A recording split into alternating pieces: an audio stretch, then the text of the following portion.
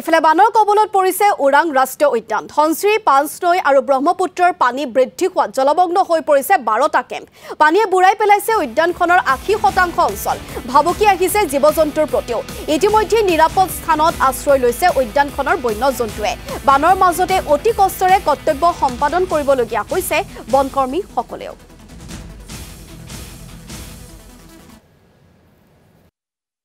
আমাৰ যি হঠাতে বৰষুণ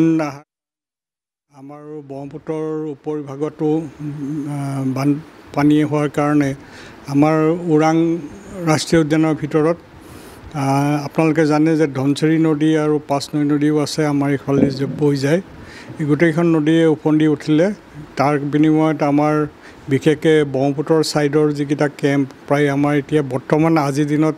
4টা কেম্পত পানী আছে আর বাকি 20% মান এরিয়া আমার পানীত গৈছে বর্তমান যেটো ট্রেন্ড দেখা গৈছে এটা স্টেডি হৈ আছে পানীটো কমিবও পাৰে বা ওপৰত বৰষুণৰ ওপৰত ডিপেন্ড কৰিব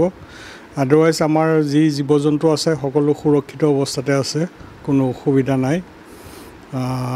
আমি আশা কৰিছো এই বানটো সোনকালে যাব বুলি নাই জীৱ-জন্তুখিনি মানে কলৈ 20% হৈছে তাহাঁতে ব্ৰহ্মপুত্ৰৰ ছাইডৰ পৰা ইফালে আমাৰ উত্তৰ দিশে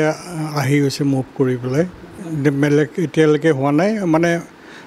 দুই এজেগাত আমাৰ ৰাস্তা ছিঙিছে কালভাৰ্টৰ মুগৰটো ছিঙা দেখা পাইছোঁ সেইখিনি আমি পানী শুকোৱাৰ পিছতে গম পাম যে একজেক্ট কিমান ডেমেজ হ'ল আমি সষ্টম হৈ আছোঁ আমাৰ বিশেষকৈ আমাৰ স্পীড বোট আৰু আমাৰ যি হেৰি আছে হাত নাও প্ৰতিটো কেম্পতে আমাৰ হাত নাও আছে আৰু আমাৰ ভটভটিও আছে আমি ষ্টাফকো কৈছোঁ যে তেওঁলোকে যদি কাৰোবাৰ ওচৰ চুবুৰীয়া মানুহৰ যদি কিবা বিপদ আপদ হয় তাতো সহায় কৰি দিবলৈ